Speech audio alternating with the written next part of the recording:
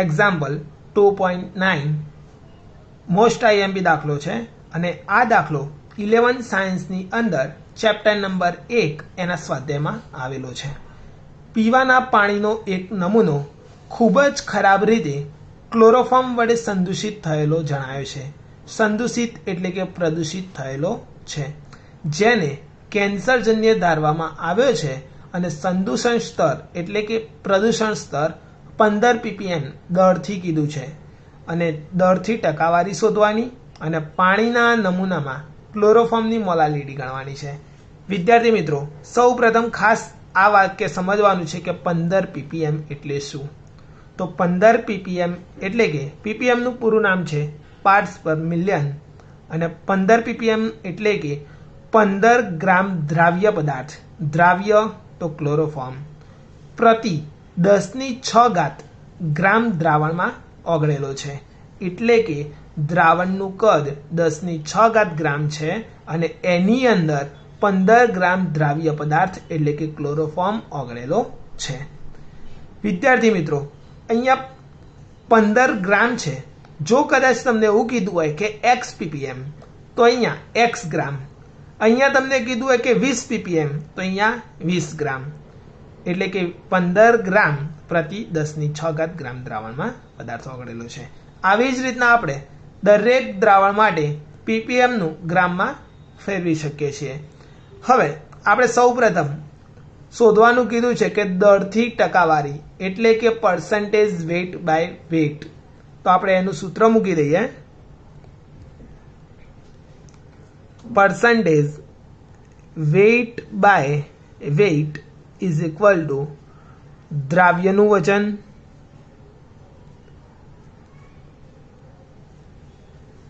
છેદમાં દ્રાવણનું વજન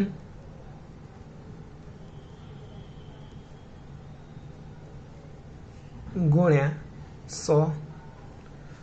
હવે અહીંયા દ્રાવ્ય એટલે કે ક્લોરોફોર્મ છે. ક્લોરોફોર્મનું વજન જે આપણે હમણાં જ કીધું કે 15 ગ્રામ, દ્રાવણનું વજન તો 10⁶ ગ્રામ અને ગુણ્યા 100. તો આપણે આ સૂત્રની અંદર જ્યારે કિંમત મૂકીએ છીએ તો એની ઉપરથી આપણે ગણી શકાય છે. હવે આની અંદર દ્રાવ્યનું વજન 15 ગ્રામ છેદમાં દ્રાવણનું વજન તો 10⁶ ગ્રામ ગુણ્યા 100. 100 એટલે કે 10⁵, 10⁵ અને અહીંથી 10⁵ જાય તો 15 છેદમાં 10⁴ વધે છે. 15 છેદમાં 10⁴ એટલે કે 0.0015, કારણ કે 15 થી આગળ ગણી લેવાના 4 તો 1 2 3 4 તો 4 પોઈન્ટ આગળ ખસે છે. અહીંયા હવે આપણે 0. પછી 0015 છે તો આપણે કોઈ ડિજિટ હોય, કંઈક ધારો કે 1 છે તો 1 પોઈન્ટ સમથિંગ, કાં તો 2 હોય તો 2 પોઈન્ટ સમથિંગ, એવી રીતના આન્સર લાવવો પડે. તો આપણે અહીંયા 1 છે તો 1.5 ગુણ્યા 10 કેટલી ઘાત આવશે તો 1 2 3 તો -3 પર્સન્ટેજ, કેમ કે અહીંયા પર્સન્ટેજ વેટ બાય વેટ શોધીએ છીએ આપણે એટલા માટે. મતલબ કે આટલો વજનથી ટકાવારી ક્લોરોફોર્મનો પદાર્થ રહેલો હોય. વિદ્યાર્થી મિત્રો, હવે આપણને સેકન્ડ કીધું હતું કે મોલાલિટી શોધવાની છે. તો હવે આપણે મોલાલિટી શોધવી પડશે.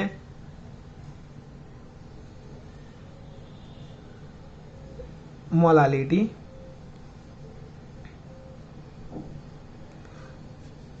હવે જ્યારે આપણે મોલાલિટી શોધવી હોય તો એની માટે અહીંયા દ્રાવકનું વજન જોઈએ કિલોગ્રામમાં.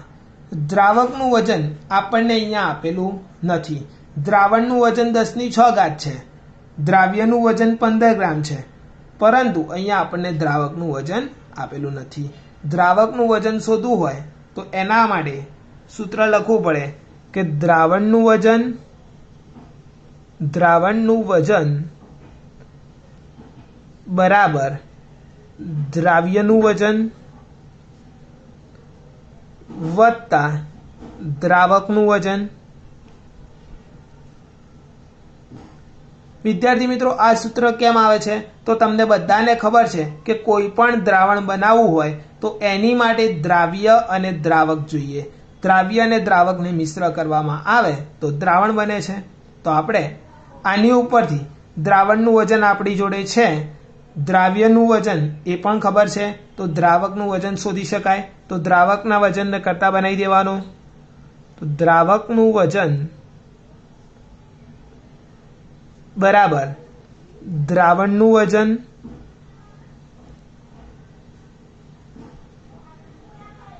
દ્રાવ્ય આ બાદ જશે તો માઇનસ દ્રાવ્યનું વજન. ઓકે, હવે અહીંયા આપણે તમે બધા જાણો છો કે દ્રાવકનું વજન શોધવું હોય તો દ્રાવણનું વજન લખવું પડશે પહેલા. તો દ્રાવણનું વજન અહીંયા 10⁶ ગ્રામ હતું. એમાંથી આપણે માઇનસ છે તો માઇનસ દ્રાવ્યનું વજન. દ્રાવ્ય એટલે કે ક્લોરોફોર્મ, અને ક્લોરોફોર્મનું વજન કેટલું હતું? તો 15 ગ્રામ. હવે તમને બધાને અહીંયા ખબર પડી જશે કે વિદ્યાર્થી મિત્રો 10⁶ ગ્રામ છે અને એમાંથી 15 ગ્રામ બાદ કરવાનું છે. હવે 10⁶ ગ્રામ હોય અને એમાંથી 15 ગ્રામ બાદ કરવું હોય તો આ વેલ્યુ છે 15 એ 10⁶ની સરખામણીમાં બહુ જ નાની છે. જો બહુ જ નાની હોય તો અહીંયા 15ને આપણે અવગણી શકાય. કેમ? તો એનું કારણ છે કે ધારો કે આપણે એક સિમ્પલી એક્ઝામ્પલ લઈએ કે 1000 ગ્રામ આપણે કોઈ પદાર્થ લીધો છે અને એમાંથી -1 ગ્રામ કરવું હોય તો આપણે 1 છે એને બહુ નાની વેલ્યુ હોવાથી એને અવગણી શકીએ છીએ. તો અહીંયા આપણે 15ને અવગણવા પડશે, કારણ કે 10⁶ એ બહુ જ મોટી રકમ છે. એટલા માટે આપણે 15ને અહીંયા અવગણી શકીએ છીએ. તો અહીંયા આપણે 10⁶ છે એ જ એનું આન્સર લખી શકાય. કેમ? તો 15 તો અવગણ્યા છે, તો અહીંયા આપણે 10⁶ ગ્રામ લખી શકાય. નિયરલી વેલ્યુ છે એટલા માટે. હવે 10⁶ તો એ શું થયું? દ્રાવકનું વજન થયું. મતલબ કે દ્રાવકનું વજન અને દ્રાવણનું વજન એ બંને એકદમ નજીકની વેલ્યુ છે. જો એકદમ નજીકની વેલ્યુ હોય તો તમે સમજી શકો કે જે દ્રાવ્ય પદાર્થ એટલે કે ક્લોરોફોર્મ છે એનું પ્રમાણ બહુ જ નાનું હોવાથી એની અસર આપણા પાણીમાં બહુ વધારે થવાની નથી. હવે આપણે મોલારિટી શોધવાની છે. મોલારિટી, તો અહીંયા મોલાલિટીનું સૂત્ર લખી દઈએ આપણે પહેલા. મોલાલિટી બરાબર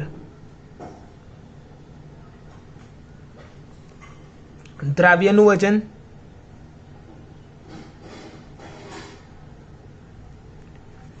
છેદમાં અણુભાર ગુણ્યા દ્રાવકનું વજન કિલોગ્રામમાં. હવે આની અંદર આપણે કિંમત મૂકવાની છે. દ્રાવ્યનું વજન એટલે કે જે ક્લોરોફોર્મ હતો એ, તો એનું છે 15 ગ્રામ છેદમાં ક્લોરોફોર્મનો અણુભાર, તો ક્લોરોફોર્મનો અણુભાર 119.5 ગ્રામ પર મોલ થાય.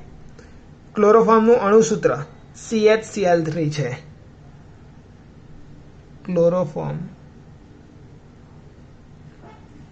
બરાબર CHCl3. કાર્બન, હાઇડ્રોજન અને ક્લોરીનના 3 અણુ છે. હવે અહીંયા દ્રાવકનું વજન, હવે દ્રાવક એટલે કે જે આપણે હમણાં શોધ્યું એ, તો 10⁶ જે નિયરલી વેલ્યુ આવીએ તો અહીંયા 10⁶. પરંતુ વિદ્યાર્થી મિત્રો આપણે જે વજન શોધ્યું છે દ્રાવકનું એ ગ્રામમાં હતું, પરંતુ અહીંયા આપણને દ્રાવકનું વજન કિલોગ્રામમાં લખવાનું કીધું છે. તો જે ગ્રામ હોય તો એને કિલોગ્રામમાં ફેરવવા હોય તો ભાગ્યા 1000 કરવા પડે. જો અહીંયા હું આના ભાગ્યા 1000 કરું તો એ છેદનો એ છેદ થઈ જશે, એટલે કે અંશમાં આવી જશે. તો અહીંયા 1000 ગુણી શકાય. હવે અહીંયા 15 આ 10⁻³ કહેવાય, તો નીચેની 10⁶ છે, તો અહીંયા આપણે સાદુરૂપ આપી દઈએ 119 19.5 ગુણ્યા 10⁻³ થઈ જશે.